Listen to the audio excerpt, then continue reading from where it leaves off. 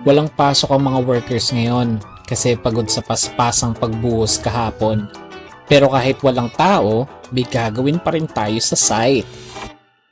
Kasama ko ngayon si Doña Ira, mga pamangkin ko at syempre si Don Leo. Kailangan diligan ng buhos. Sabi nga sa research, umiinit ang makapal na semento kaya dapat binabasa para hindi mabiyak. Parang puso lang yan, kailangan din alagaan. Charot! Pagkatapos magdilig, syempre inspection mode muna tayo, no? Ayun no, mga hollow blocks oh, di masyadong nasinop. Sana magamit pa, sayang din. Si Don Leo naman, nagligpit ng mga gamit sa loob. Ang dami kasing nakalimutang iligpit. Next time, masihigpitan natin ang clean as you go. Yun lang muna para sa update ngayon. Kita-kits tayo uli sa susunod. Bye-bye!